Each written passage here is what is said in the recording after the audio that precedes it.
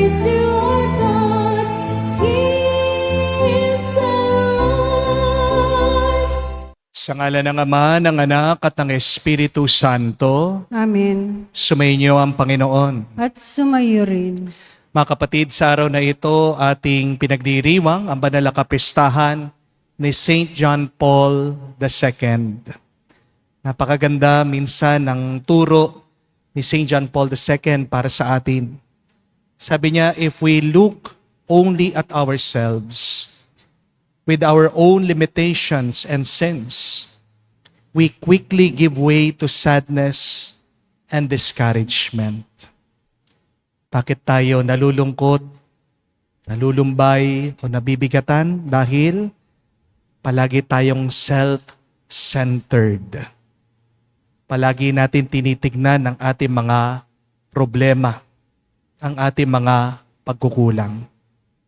Pero dagdag pa ni St. John Paul II, para tayo ay muling lumakas, mabuhayan, magkaroon ng pag-asa.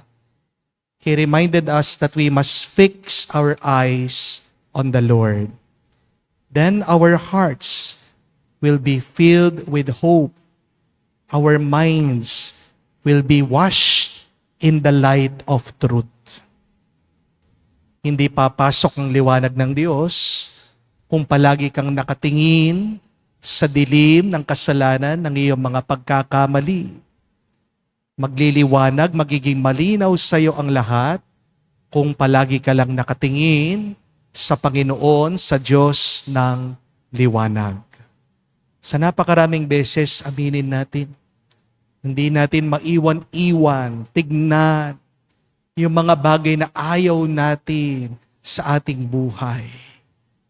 Minin natin ang ating mga pagkakamali. Tayo'y magpakumbaba at magpatulong muli sa Kanya para tayo'y makitang karapat-dapat na makatanggap sa mga banal na misteryo ng Panginoon. Tayo ngayon ay magsisi. Inaamin ko.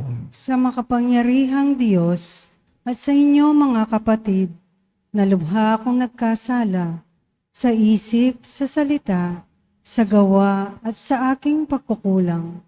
Kaya'y sinasamo ko sa mahal na Birheng Maria, sa lahat ng mga anghel at mga banal, at sa inyo mga kapatid, na ako'y ipanalangin sa Panginoong ating Diyos. Kaawaan tayo na makapangyarihang Diyos.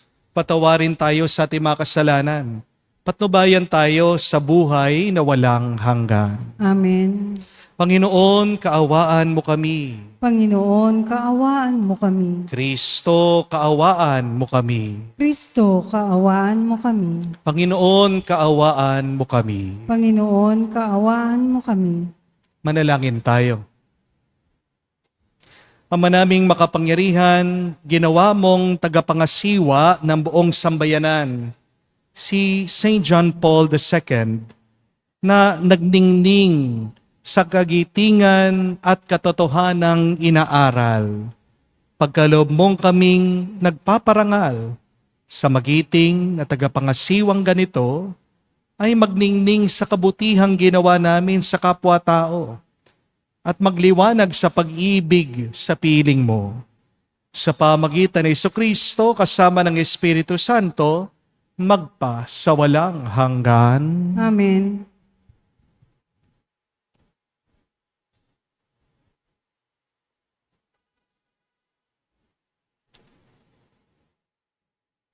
Pagbasa mula sa sulat ni Apostol San Pablo sa mga taga-Roma. Mga kapatid, huwag na ninyong paghariin ang kasalanan sa inyong mga katawang mamamatay upang hindi na kayo maalipin ng masasamang pita nito. Huwag ninyong ipailalim sa kapangyarihan ng kasalanan ang alinmang bahagi ng inyong katawan bilang kasangkapan ng kasamaan. Sa halip, pasakop kayo sa Diyos bilang mga taong namatay, muling binuhay at ihandog sa Kanya ang buo ninyong pagkatao bilang kasangkapan ng katuwiran, sapagkat hindi na dapat maghari sa inyo ang kasalanan. Yamang kayo'y wala na sa ilalim ng kautusan, kundi nasa ilalim ng kagandahang loob ng Diyos. Ngayon, gagawa ba tayo ng kasalanan dahil sa wala na tayo sa ilalim ng kautusan, kundi nasa ilalim ng kagandahang loob ng Diyos? Hindi. Alam ninyong kapag kayo'y napailalim kanino mang bilang alipin, alipin nga kayo na inyong pinapanginoon. Mga alipin ng kasalanan at ang bunga nito'y kamatayan. O mga alipin ng Diyos at ang bunga nito'y pagpapawalang sala. Ngunit salamat sa Diyos, sapagkat kayong dating mga alipin ng kasalanan ay naging masunurin sa aral na tinanggap ninyo. Pinalaya na kayo sa kasalanan at ngayoy mga alipin na ng katuwiran.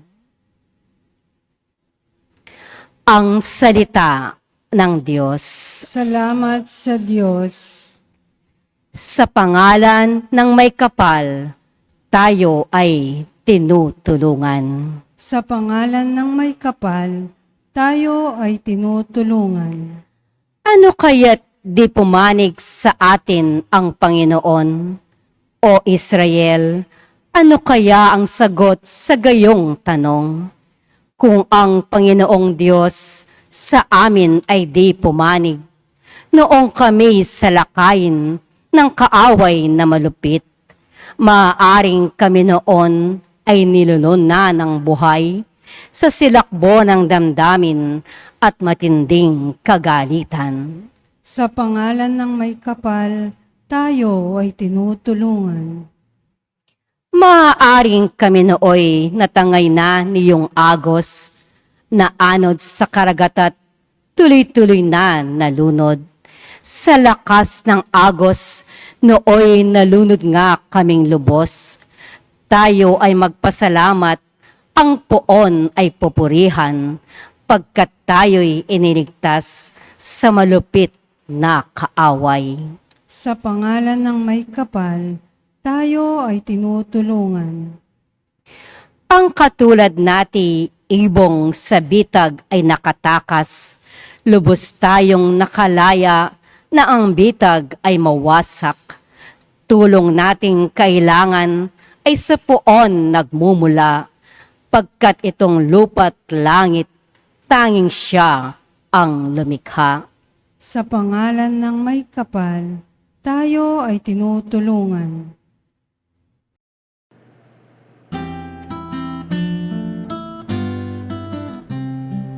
Alleluia, alleluia, alleluia, alleluia,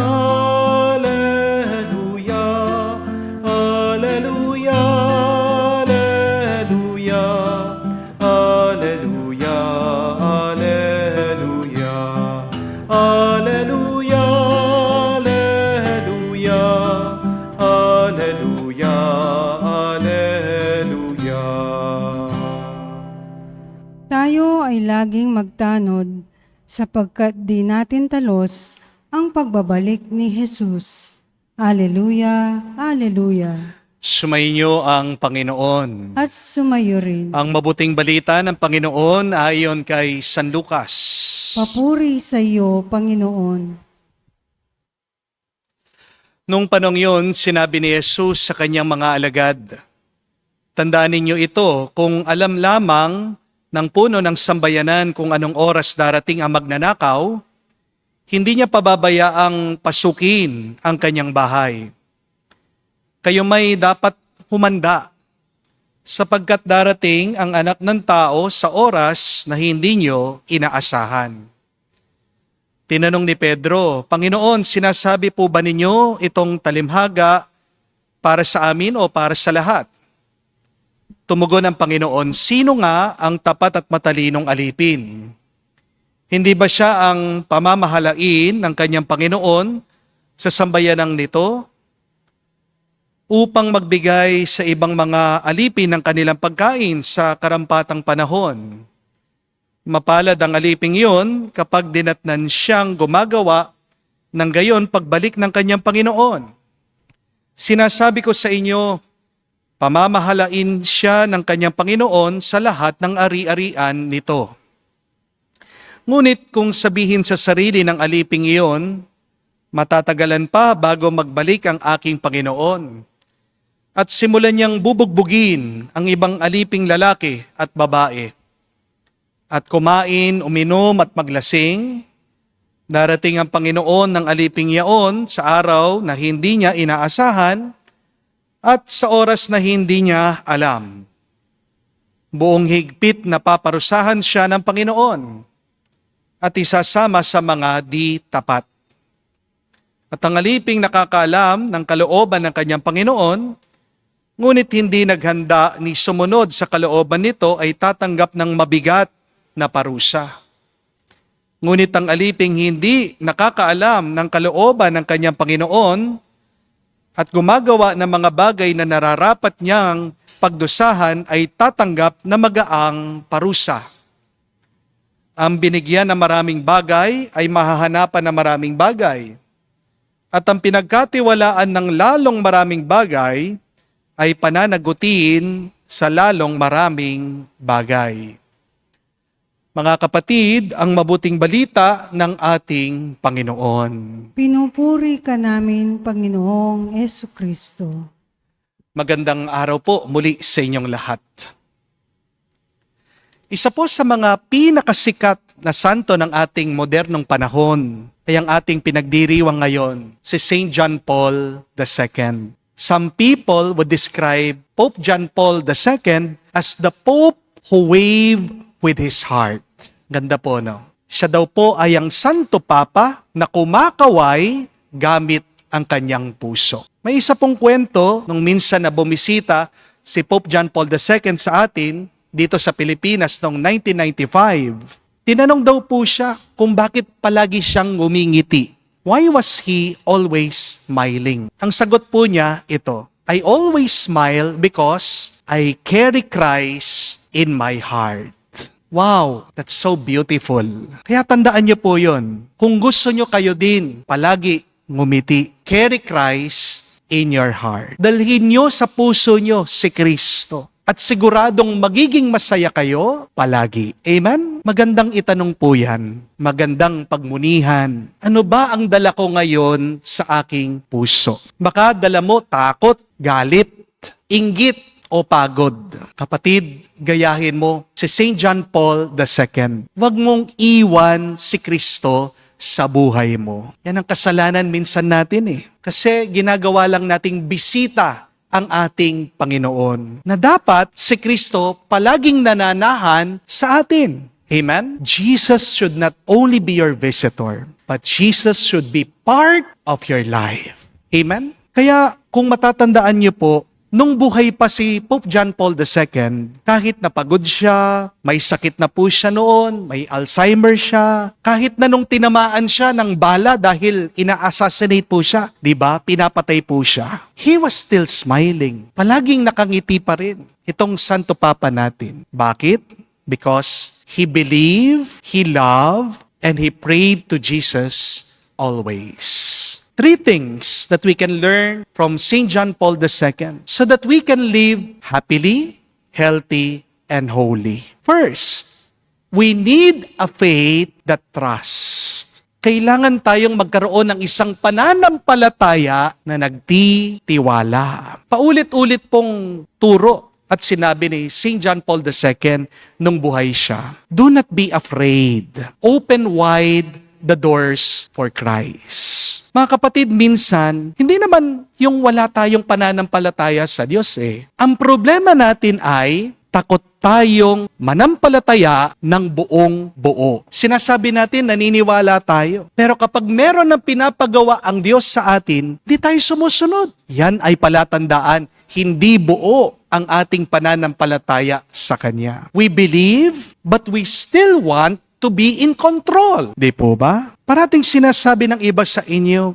Lord, I trust you. Pero, naririnig mo naman sila, palagi nagrereklamo sa kanilang panalangin, sa kanilang dasal, nagtatanong, bakit naman ganyan, Panginoon? Mga kapatid, kung talagang naniniwala kayo sa Diyos, dapat hindi kayo nagrereklamo. Di po ba? Kung talagang nananalig kayo sa Diyos, dapat walang lungkot sa puso mo. Bakit? Dahil kapag ikaw ay malungkot, ito ay tanda na hindi mo matanggap yung nangyayari sa'yo. Amen? Pero kapatid, lahat ng nangyayari sa atin ay kagustuhan ng Diyos. So be happy. Be joyful. Because even if you have problems now, God has a perfectly good reason why He allows you to go through that problem. Amen? Sa pananampalataya, hindi po sapat yung half trust. When we trust, we give God permission to surprise us. And God can never be outdone in His generosity. Mabuti ang Diyos. God is good. Sobra-sobra. Amen? Kung naniniwala ka na mabuti ang Diyos, dapat magtiwala ka sa Kanya. Amen? Hindi ka magiging masaya, malusog at banal kung hindi ka matututong magtiwala buong-buo sa Kanya. Amen? But secondly, we need a love that gives. If you love but do not give, you will die. Amen? Makikita nyo yan sa inyong paghinga. Subukan nyo. Inhale, exhale. Isa pa po. Inhale, exhale. Isa pa po. Inhale. Stop. Hold. Huwag na po kayong hihinga. Ano mangyayari sa inyo? Tigok ka! Di po ba? Bakit kailangan mo magbigay? Kasi nakatanggap ka. Amen?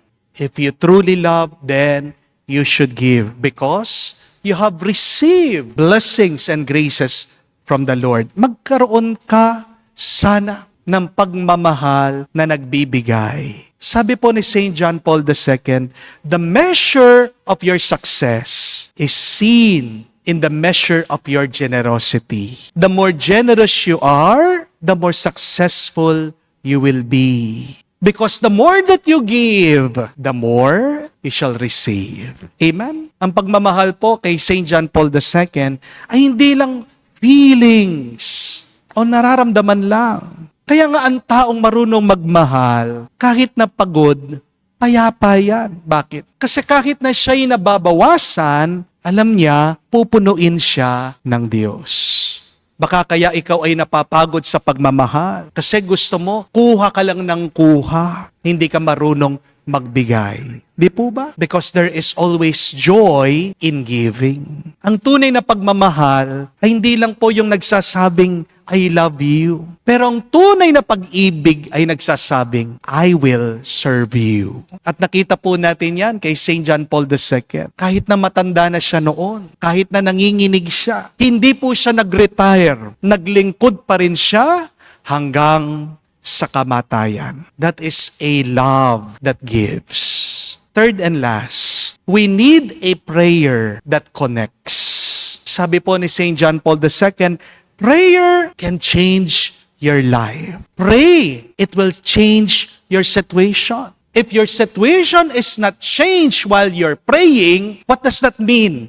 God is changing you. Tandaan niyo po yun. Binabago ng Diyos ang iyong buhay sa pamamagitan ng iyong pananalangin. Kung hindi man magbagong yung sitwasyon, habang ikaw ay nagdarasal, magtiwala ka sa Diyos, binabago ka niya sa pamamagitan ng iyong pananalangin.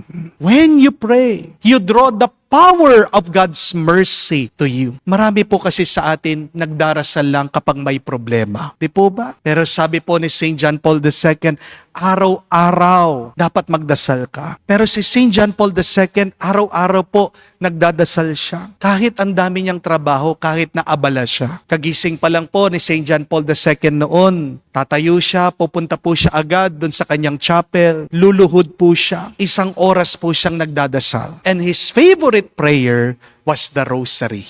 Sabi po ni St. John Paul II, ang pinakamahalagang ginagawa niya at oras sa buong maghapon, yun daw po, yung kagising niya, yung pananalangin niya. That is his most important time. That is his most important work.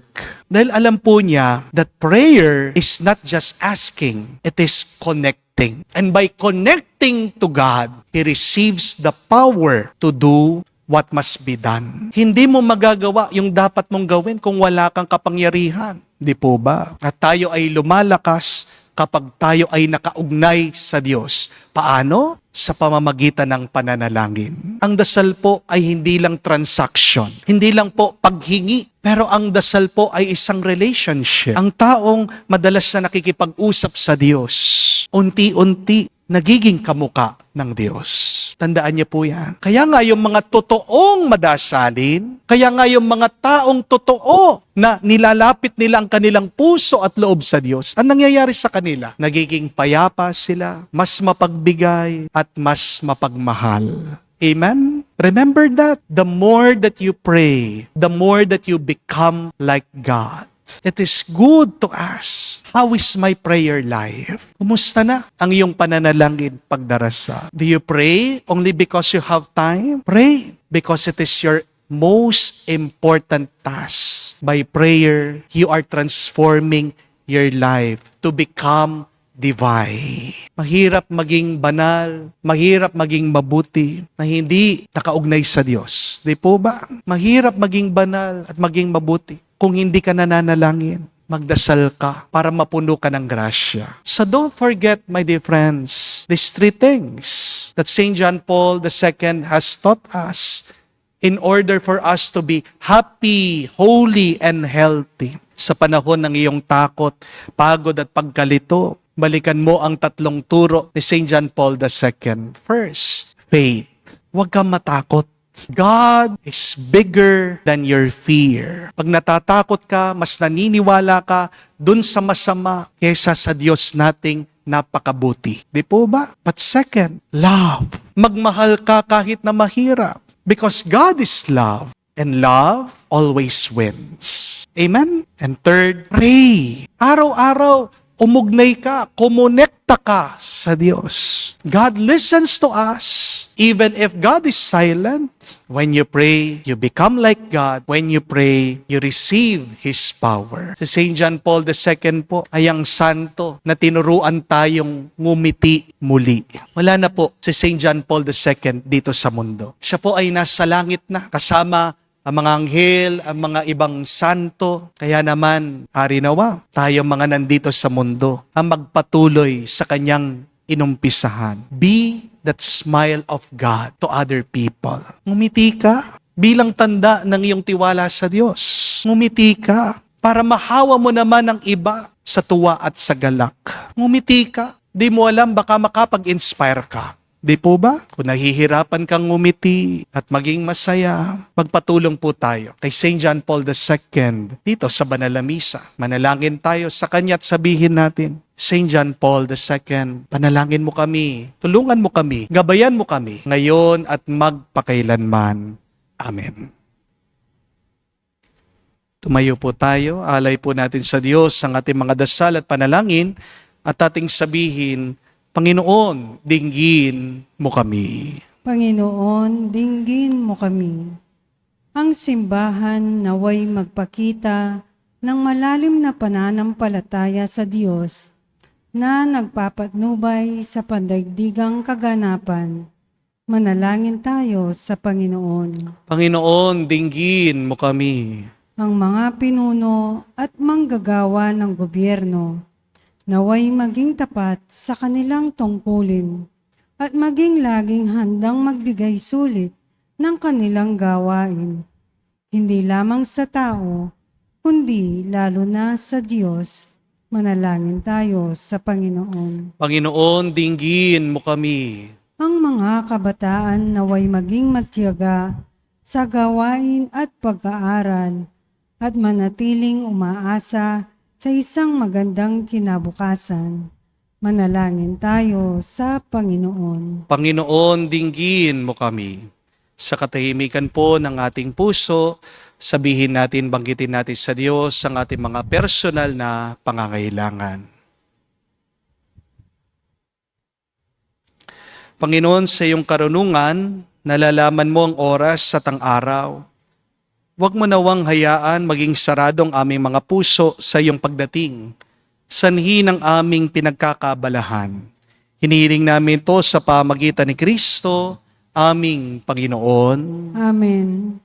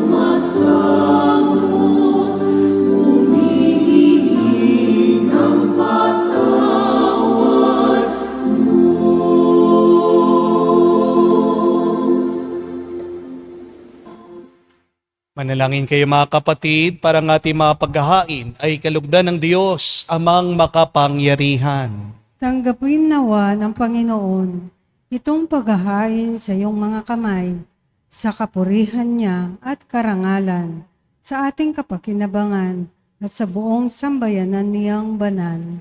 Ama naming lumikha, ang aming paghahain ay iyon nawang paunlakan, upang sa paggunita namin kay St. John Paul II, kami ay makapakinabang sa paghahaing ito na binigay mo sa ipagpapatawad ng mga kasalanan ng buong mundo. Sa pamagitan ni Jesucristo kasama ng Espiritu Santo, magpa sa walang hanggan. Amen. Sumainyo ang Panginoon. At sumaiyo rin. Itaas sa Diyos sa inyong mga puso at diwa. Itinaas na namin sa Panginoon. Pasalamatan natin ang Panginoong ating Diyos. Marapat na siya ay pasalamatan. Ama naming makapangyarihan, tunay nga marapat ikaw ang aming pasalamatan. Sa pamagitan ni Jesucristo na aming Panginoon. Ngayon, si St. John Paul II ay pinararangalan sa pamumuhay niyang totoong uliran at pagiging maasahan sa panunungkulan. Kaya't si Jesucristo na maasahan sa katapatan ay inihahayag sa pangangasiwa sa sambayanan. Ang malasakit ng mga ulirang tagapangasiwa noon ay nagpapatuloy magpahanggang ngayon. Sa mga panalangin kanilang iniuukol, kaisa ng mga sambayanan mong dito'y nagtitipon. Kaya kaisa ng mga anghel, sisiawit na papuri sa iyo. Nang walang humpay sa kalangitan, kami nagbubunyi sa iyong kadakilaan.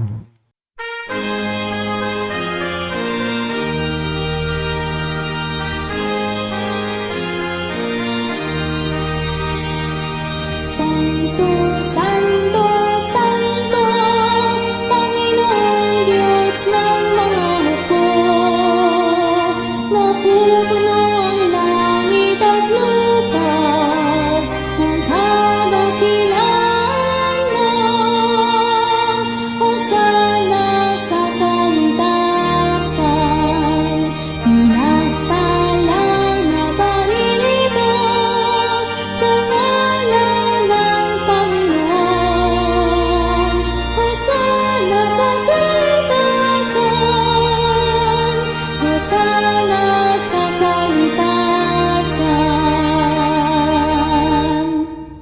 Ama naming banal, ikaw ang bukal ng tanang kabanalan. Kaya't sa pamagitan ng iyong Espiritu, gawin mong banal ang mga kaloob na ito upang para sa amin maging katawan at tugo ng aming Panginoong Heso Kristo. Bago niya pinagtiis ang kusang loob na maging handog, hinawakan niyang tinapay, pinasalamatan kanya, pinaghati-hati niya iyon, inabot sa kanya malagad at sinabi, tanggapin ninyong lahat ito at kanin. Ito ang aking katawan na ihahandog para sa inyo.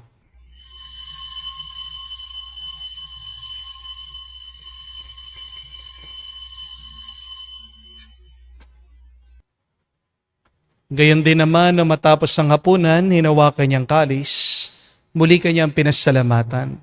Nabot niya ang kalis sa kanyang malagad at sinabi, tanggapin ninyong lahat ito at inumin. Ito ang kalis ng aking dugo, ng bago at walang hanggan tipan. Ang aking dugo na ibubuhos para sa inyo at para sa lahat, sa pagpapatawad ng mga kasalanan. Gawin ninyo ito sa pag-alaala sa akin.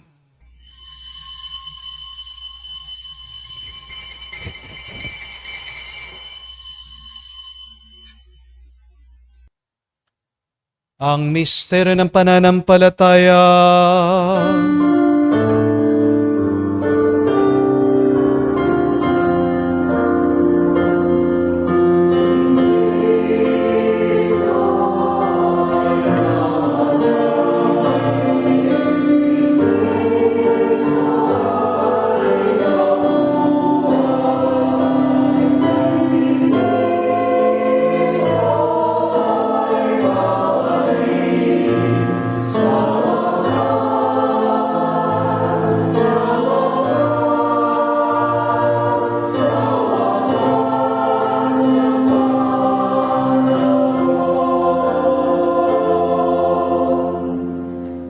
Ama, ginagawa namin ngayon ang pag-alaala sa pagkamatay muling pagkabuhay ng iyong anak. Kaya tinialay namin sa iyong tinapay nagbibigay buhay at ang kalis na nagkakalob ng kaligtasan. Kami nagpapasalamat dahil kami iyong minarapat na tumayo sa harap mo para maglingkod sa iyo. Sinasamo namin kami magsalo-salo sa katawan at dugo ni Kristo ay mabuklod sa pagkakaisa sa pamagitan ng Espiritu Santo. Amalingapin mong iyong simbahan, laganap sa buong daigdig. Puspusin mo kami sa pag-ibig. Kaisa ni Leon ang aming Santo Papa, si Florentino aming Arsobispo at ng Tanang Kaparian. Alalahanin mo rin ang aming mga kapatid na nahimlay may pag-asang sila'y muling mabubuhay. Gayon din naman lahat ng mga pumanaw. Kawan mo't sila't patuloyin sa iyong kaliwanagan.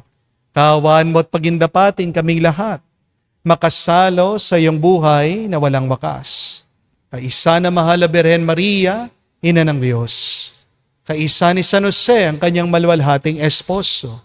Kaisa ng mga apostol at lahat ng mga banal. Si St. John Paul II na namuhay dito sa daigdig na kalugod-lugod sa iyo. May pagdiwang nawa namin ang pagpupuri sa kararangal mo sa pamagitan ng iyong anak, aming Panginoong Heso Kristo.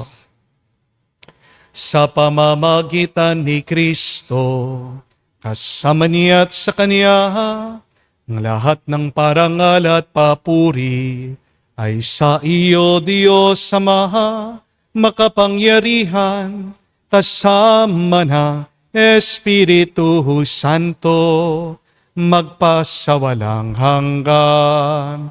Amen, amen, amen. Sa nakagaling na utos sa turo ni Jesus sa Panginoon natin at Diyos, ipahayag natin ang lakas loob.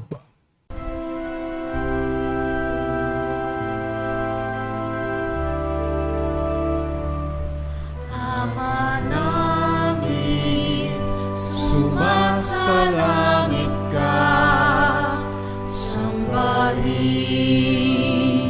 ang ngalan mo, mapasa angin ang kaharian sundin ang loob mo dito sa lupa para lang sa langit.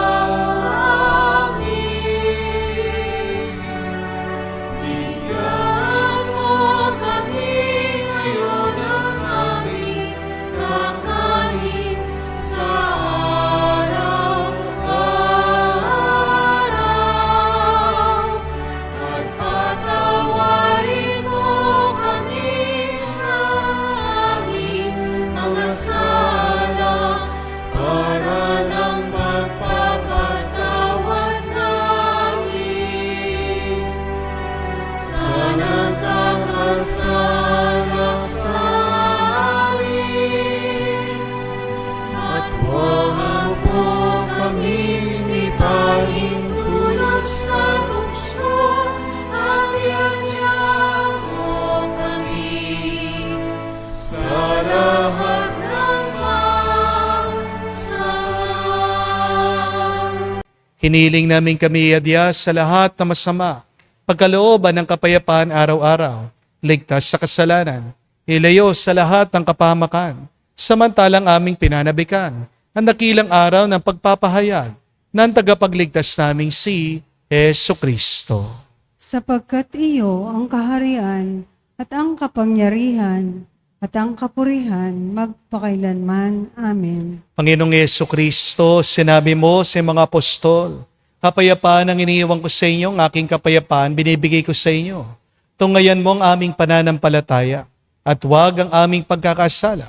Pagkalooban mo kami ng kapayapaan at pagkakaisa ayon sa iyong kalooban. Kasama ng Espiritu Santo, magpa sa walang hanggan. Amen. Kapayapaan ng Panginoon ay laging sumainyo. At sumaiyo rin. Magbigayan po tayo ng kapayapaan sa bawat isa. Peace with you po, kapayapaan po sa inyong lahat. Kordero ng Diyos na nag-aalis ng mga kasalanan ng sanlibutan, maawa ka sa amin. Maawa ka sa amin. Kordero ng Diyos na nag-aalis ng mga kasalanan ng sanlibutan, maawa ka sa amin. Maawa ka sa amin. Kordero ng Diyos na nag-aalis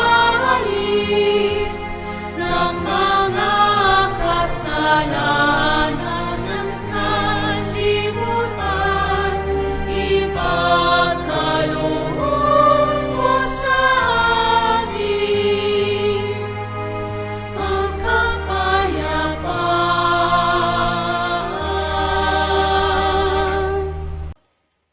Mga kapatid, naririto ang ating Panginoong Jesucristo, ang Kordero ng Diyos. Siya nag-aalis sa mga kasalanan ng sanlibutan. Mapalad tayong lumalapit sa piging ng Kordero. Panginoon, hindi ako karapat-dapat na magpatuloy sa iyo, ngunit sa isang salita mo lamang ay gagaling na ako.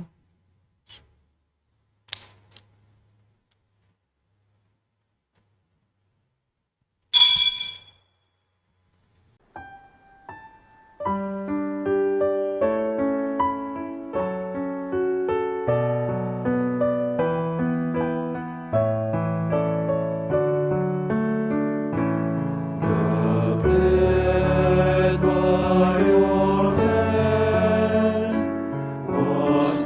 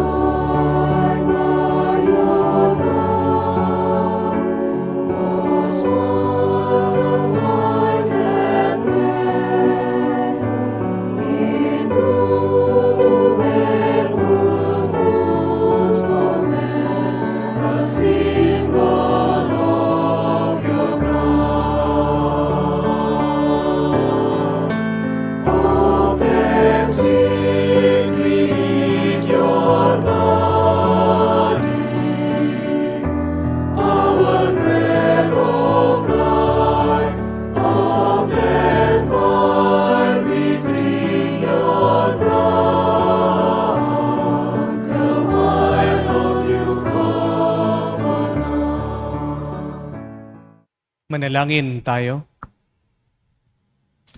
Ama namin mapagmahal, ang lakas na dulot ng banal na pakikinabang, ngayon ginugunita namin sa St. John Paul II ay maging lubos nawa sa amin upang ito ay makatulong sa pamumuhay namin ngayon at makapagpagalak sa amin habang panahon sa pamamagitan ni Jesucristo kasama ng Espiritu Santo magpa sa walang hanggan. Amen.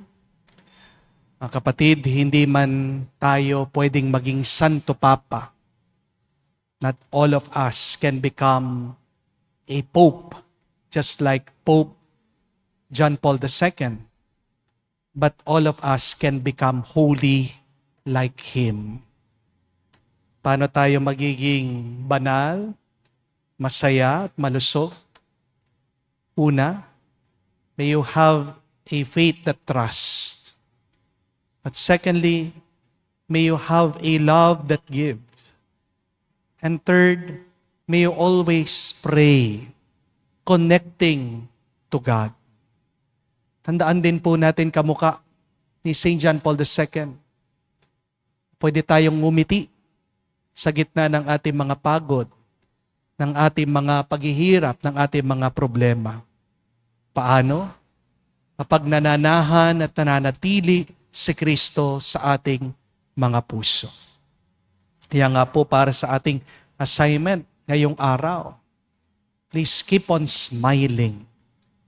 Ano man ang ginagawa mo, samahan mo ng ngiti, ng tuwa. Luluto ka man, wawalis ka, tuturo ka, nagtatrabaho ka, nagpapagaling ka. Please smile. May dahilan para ngumiti. Ano? Dahil mahal ka ng Diyos. Mabuti ang Diyos. At ginagabayan ka ng Diyos. Kasama mo ang Diyos. At kung ikaw ay tunay na magtitiwala, magmamahal at mananalangin, lalo mo pang mararanasan ang buhay na Diyos sa iyong buhay. Sumainyo ang Panginoon. At sumayo rin. At kayo basbasan ng Diyos, makapangyarihan sa lahat, sa ngalan ng Ama, ng Anak, ng Espiritu Santo. Amen. Ang ating misa ay natapos na. Humayo kayo sa kapayapaan ni Kristo. Salamat sa Diyos.